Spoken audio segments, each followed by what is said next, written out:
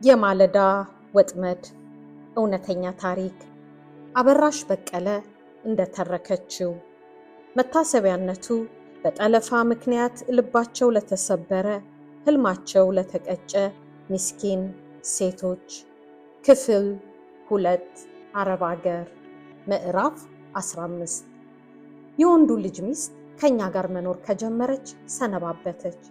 አማትና ምራጥ የጎሪጥ መታየት ከጀመሩ ወራት ተቆጠሩ። በመጀመሪያ የጥላቸው መነሻ ምን እንደሆነ አላውቅም ነበር። ብቻ ተጣሉ። ሴትየዋ ሰሞኑን ሞዴስ ጥለሻል ብላ ትጠይቀኛለች። አዎ ስላት ትናደዳለች። እንዴት ነው ማታረግዘው ብላ ትንጨረጨራለች። ልጅቷን መምታት ብቻ ነበር የሚቀራት። ቶሎ አርግዛ ለማየት ጓጉታ ነበር። ልጅቷ አረገዘች። ካረገዘች በኋላ ደግሞ አማቷ የምትሰራውን ምግብ አልበላለች። ገና ሲሸታት ያቅለሸልሻታል፣ ያስመልሳታል። እኔ የምሰራውን ግን የተሻለ ትበላለች። ይህም ሴትየዋን ያበግናታል። ሆነ ብላ የእሷን ማትበላ ይመስላታል። ልጁም የበለጠ ጣፍጦት የሚበላው እኔ የማዘጋጀውን ምግብ ነው። እናንተ እኔ እያለሁ የሰራተኛ ምግብ ትበላላችሁ እያለች በግድ ብሉልኝ ብላ ትነጫነጫለች። በሴትየዋ በተጠመድኩበት በዚህ ጊዜ ከልጅቷ ጋር ተግባባን። ጥናት ስትጨርስ ቁጭ ብለን በእንግሊዘኛ እናወራለን። በአረብኛም እየተኮላተፍኩ ሳወራ ደስ ይላታል። የሁለታችን መቀራረብም ሴትየዋን በንዴት ያጨሳት ጀመር። ከሰራተኛ ጋር አፍላፍ ገጥማ ታወራለች ብላ አቤቲታ ለልጇ ታሰማለች። ልጅቷ ስለወደደችኝ አሮጊቷን ችላ ብላ ከኔ ጋር ቅርርቧን አጠነከረች። ምርጫም አልነበራትም። ሴትየዋ ጥሩ ፊት ስለማታሳያት ከብቸኝነት ለመዳን እኔን ማቅረብ ነበረባት። እኔም ስትቀርበኝ ጥሩ ልጅ ስለነበረች ልገፋትና ፊት ልነሳት አልቻልኩም። ማዳም ሁለታችንንም ጠመደችን። አንድ ቀን ልጅቷ የባሏ ልደት ስለነበር ባሏን ሳያስበው በድንገት ለማስደሰት ሰርፕራይዝ ለማድረግ ፈለገች። የመኝታ ክፍላቸውን በር ዘግተን ፊኛ ስንነፋ፣ ግድግዳው ላይ ጌጣጌጦች ስንሰቅልና ስጦታ ስንጠቀልል አመሸን። በዚያ ዕለት ፖሊሱ ባሏ ተረኛ ምሺ ስለነበር ከስራ ወጥቶ ወደ ቤት የሚገባው ከምሽቱ 5 ሰዓት ነው። ከጨረስን በኋላ ማማ ዛሬ ስላመሸሽ ላትከፍትልሽ ትችላለች፣ በሩን አልከፍትም ካለች አንሶላ ሰጥሻለሁ፣ ሳሎን ቤት ታድሪያለሽ አለችኝ። እሺ ብያት ወደምተኛበት ክፍል አመራው። ልጅቷ የመኝታ ክፍላቸውን በር ከፈት አድርጋ ከሴትየዋ ጋር ወደምጋራው መኝታ ክፍሌ ስሄድ እያየች ነበር። በሩን ሳንኳኳ ሴትየዋ ከፈተችውና ምን ፈለግሽ ብላ ጮኸችብኝ። በእጇ የያዘችውን ቢላዋ ወደ ሆዴ ሰነዘረች። ምን እንደያዘች ሳይ ወደ ጎን ሸሸት ብዬ ጮህ። ያለምንም ማመንታት ልትወጋኝ ነበር። የለበስኩትን ሰፊ ጀለቢያ በቢላዋ ቀደደችው። እየጮች አሁንም ልትወጋኝ ሞከረች። ሁለት እጆቿን ያዝኩ። ልጅቷ የመኝታ ክፍላቸው በር ላይ ቆማ ይህንን አሰቃቂ ትዕይንት እያየች ነው። ሁለት እጆቿን ይዤ ስታገል እሷን መታ ኧረ ተይ ማማ፣ ምን እያደረግሽ ነው ማማ ብላ እጇን ያዘቻት። በጣም ደንግጣለች። ሴትየዋ በብስጭት አብዳለች። ለሁለት ይዘናት ቢላዋውን ለመንጠቅ ስንታገላት ጭራሽ እብደቷ ባሰ። እየጮኸች ታገለችን። አካኪ ዘራፋለች። በዚህ ሁኔታ ላይ እንዳለን ልጇ ከስራ ተመልሶ ወደ ቤት ገባ። ደነገጠ። ምንድን ነው? ምን ሆናችሁ አለ በሁኔታችን ግራ ተጋብቶ። ማማ አበራሽን ልትገላት ነው አለች ልጅቷ የአሮጊቷን እጅ እንደያዘች። አይኖቿ በፍርሃት ፈጠዋል። በወቅቱ የ7 ወር ነፍሰ ጡር ስለነበረች ለራሷም ፈርታለች። ልጇ ቢላዋውን ከማስደንገጥ ይልቅ ግራ አጋባው። መጥቶ እናቱን ይዞ ቢላውን ተቀበላት። ምን ነው ማማ ብሎ ጠየቃት። ሰራተኛ ናት፣ እንደ ሰራተኛ አትኖርም። የመኝታ ቤታችሁን በር ዘግተው ሲንሾካሾኩ ነው የሚያመሹት። እኔ ስራ እንድትሰራ እንጂ ወሬ እንድታወራ አይደለም የቀጠርኳት። አሮጊቷ እንደ ተልባ ተንጣጣች። ስራ እንድታግዘኝ ጠርቻት እየረዳችኝ ነበር አለች ሚስቱ በፍርሃት እየተንቀጠቀጠች። የምን ስራ? ወሬኛ ሁላ አለች አሮጊቷ። ሚስቱ በጸጸት በተደቆሰ ጎተት ባለ ድምፅ ላንተ ልደት አንዳንድ ነገሮችን ሳዘገጃጅ እንድትረዳኝ ጠርቻት ስትረዳኝ ነበር አለችው። ስራውን ጨርሼ ክፍሌ ልገባ ስል ነው በቢላዋ ልትወጋኝ የሞከረችው አልኩት እኔም በበኩሌ። እናቴ ጥሩ ሰው ናት፣ እንደዚህ ልታደርግ አትችልም አለ ልጁ። እናቱ እንዲህ ስትሆን ያየ አይመስልም። እናቱ ያደረገችውን ለማመን ከብዶታል። የሆነ ነገር አድርጋችኋታል አለን በጥርጣሬ እያየን። እኔ በቢላዋ ልትወጋት ስትል አይቻለሁ ብላ ሚስቱ መሰከረች። ይኸው ቀሚሴንም ቀደዋለች እኮ ብዬ በቢላዋ የተቀደደውን ጀለቢያ አሳየሁት። በግማሽ ልብ ተቀበለን። የልደቱ የደስታ ሰርፕራይዝ በሌላ ሞት ሊያስከትል ይችል በነበረ ሰርፕራይዝ ተተክቶ ትርጉም አልባ ሆነ። አንድ ምሽት መኝታ ክፍላችን ኮመዲኖ ላይ ቢላዋ አግኝቼ ምን ሊያደርግ እዚህ መጣ ማን አስቀመጠው ብዬ ተገርሜ ወደ ማድቤት መልሼው ነበር። ለካ ሴትዮዋ ቀደም ሲልም ልትገድለኝ ወስናለች።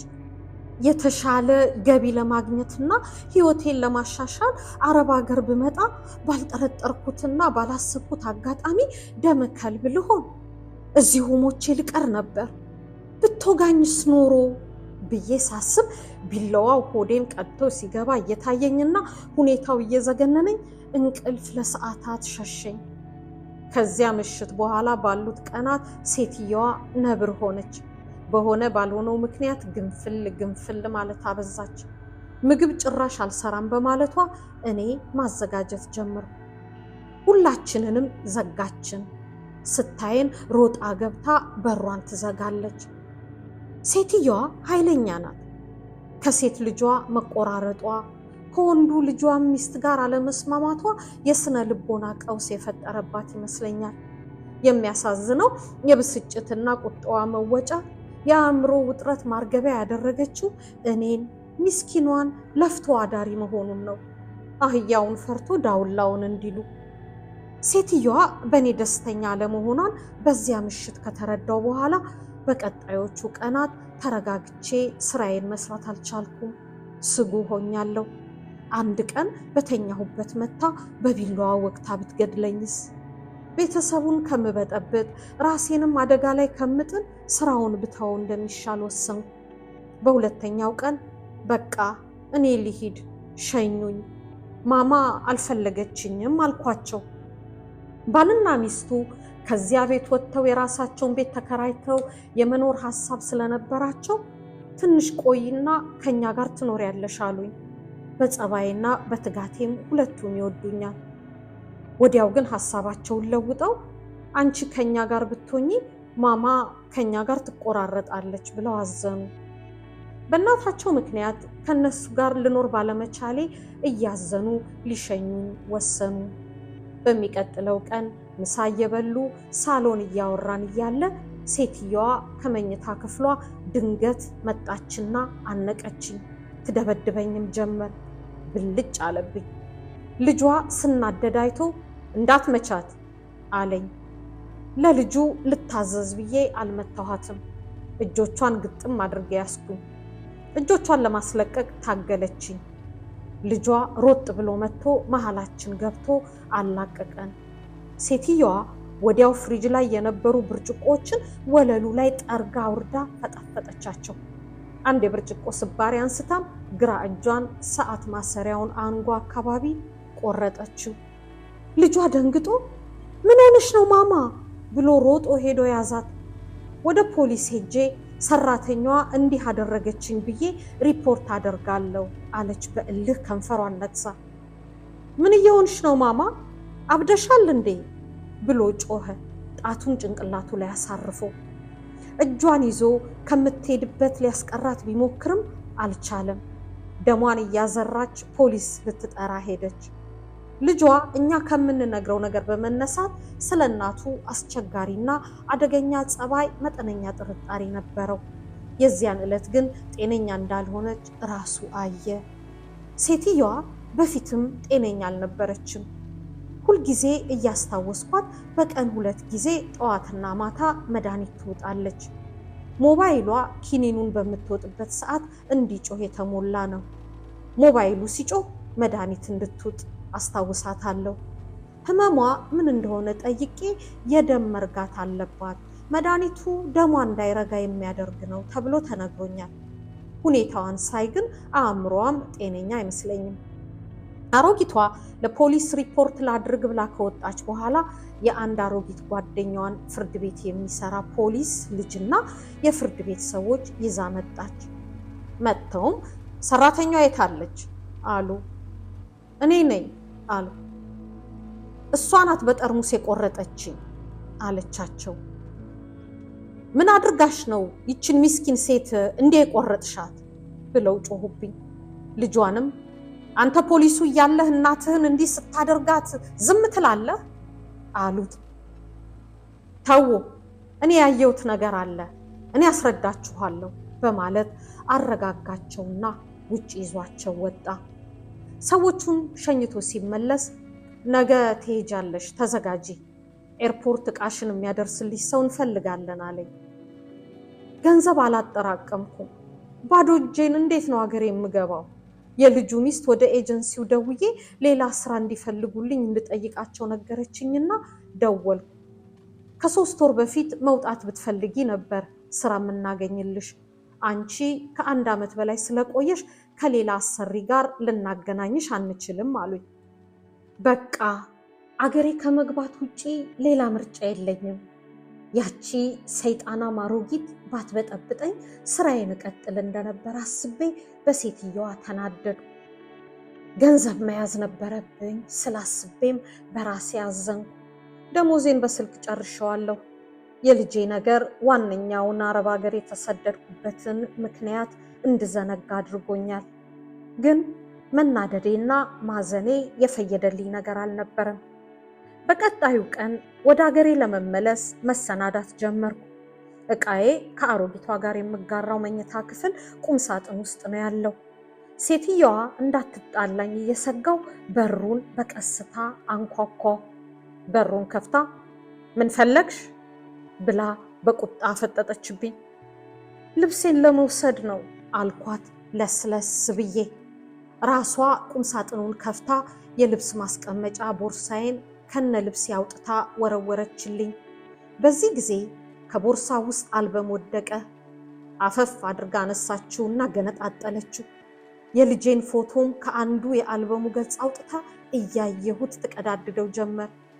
ተይ ተይ፣ አንቺ ተይ፣ ልጄን እያልኩ ብጮህም አልሰማችኝም።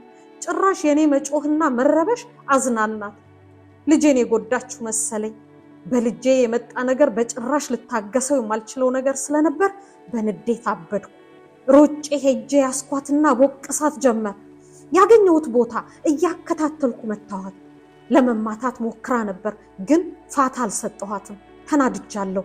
ወጣትና ጉልበተኛም ነኝ፣ እሷ ደግሞ አሮጊት ናት።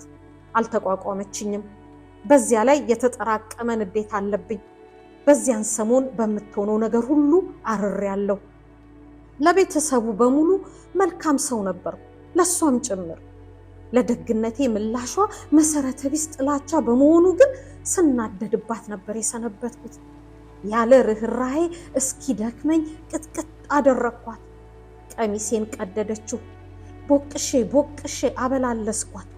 እንኳን ዘንቦብሽ እንዲያውም ጤዛነሽ እንዲሉ ሰውነቷ ወትሮውንም በትንሽ ግጭት የመበላለስ ተፈጥሮ አለው። የቡጢ ማህተም እዚህም እዚያም አተምኩባት። እንደምንም ብላ መለጠችኝና መኝታ ቤት ገብታ በሩን ከውስጥ ቆለፈችው። ከውስጥ ሆና አገርሽ እንዳትገቢ ነው ማደርግሽ፣ አሳስርሻለሁ እያለች በጩኸት ደነፋች።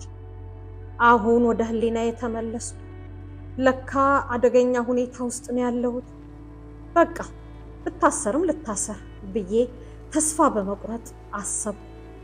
በጣም ተረብሼ እግሬ እንዴት ወደዚያ እንደወሰደኝ ሳላውቅ የባልና ሚስቱ መኝታ ክፍል ስገባ ሞባይል ስልክ አገኘው። ልጅቷ ፈተና ስለነበራት ስልኳን ትታ ነበር የሄደችው።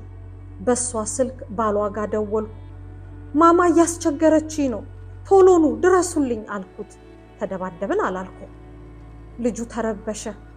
እሷ ፈተና ስትጨርስ ይዣት እመጣለሁ። አንቺ ራስሽን ጠብቂ። በቢላዋ ልትወጋሽ ትችላለች። የሽንት ቤት ማጽጃ መርዝም ልደፋብሽ ትችላለች። ተጠንቀቂ፣ ራስሽን ጠብቂ፣ ወደ እሷ ክፍል ጭራሽ አትግቢ ብሎ በጣም ተጨንቆ አስጠነቀቀኝ። ገንዘብ ሳላጠራቅም ወደ አገሬ መመለሴ እየቆጨኝ የነበርኩት ሴት ጭራሽ ልታሰርና እዚሁ በእስር ቤት ልቆይ ነው ብዬ ፈራሁ። አሮጊቷ ለባብሳ ወጥታ ሄደችና ከ4 ፖሊሶች ጋር መጣች። ልክ ስትደርስ ልጇም ከሚስቱ ጋር መጣ። አበደች። እየተወራጨች መታችኝ፣ ደበደበችኝ፣ ይኸው ተመልከቱ እንዴት እንዳደረገችኝ ብላ ራሷ ላይ 4 ቦታ አባብጣ ነበር። እሱን ለፖሊሶች አሳየች። የምር ስለደበደብኳት ተጎድታ ነበር። እኔ አልመታኋትም ብዬ ካዱ። እኔ አልደበደብኳትም፣ ከግድግዳ ጋር ራሷን አጋጭታ ነው አልኩ። ከዚህ በፊት ስትናደድ ከግድግዳ ጋር ትጋጫለች። ፖሊስ ልጅ ያላት ጓደኛዋ ልጆቿን ይዛ በንዴት ግስላ ሆና ከልጆቿ ጋር መጣች። ሊቀጠቅጡኝ ብዙ ሆነው ነበር የመጡት። ልጇ ግን ተው፣ የማታውቁት ነገር አለ ብሎ አረጋጋቸው። እሱ ባይኖር ተደብድቤ እገደላለሁ ወይም ወደ እስር ቤት እወረወራለሁ። በጣም ውስብስብ ችግር ውስጥ ገባ ነበር። ልጇ ራሷን በብርጭቆ ስባሪ ስትቆርጥ ቢላዋ ይዛ ልትወጋኝ ስትል ከሚስቱ ጋር ይዘናት ስንታገል አይቷል። ስትደበድበኝም አይቷል። ተው፣ እናንተ የማታውቁት ብዙ ነገር አለ እያለ ንዴታቸውን አበረደው። እናትየዋ ብቻዋን ትለፈልፋለች። የሚሰማት ግን አላገኘችም። እሷን ወደ አገሯ እንሸኛት አሉ ባልና ሚስቱ። አሁኑኑ ከሰዓት በኋላ ትሂድ። እኔ እሺ ብዬ የልብስ ቦርሳዬን ይዤ ተነሳሁ። ወደ አየር ማረፊያው ተወሰዱ። የሆነ አይነት ፍርሃትና ውጥረት ውስጥ ገብቼ ነበር። ቶሎ ከዚያ ቤት መውጣት፣ ማምለጥ ፈለጉ። 1 ዓመት ከ7 ወር ሰርቼ የሚረባ ገንዘብ ሳልይዝ ገንዘቤን በስልክ ጨርሼ የ2 ወር ደሞዜንም ተቀጥቼ ወደ አገሬ በሚያሳፍር ሁኔታ ተመለሱ። በሚቀጥለው ምዕራፍ ኢትዮጵያ ምን ያጋጥማት ይሆን? የምናየው ይሆናል።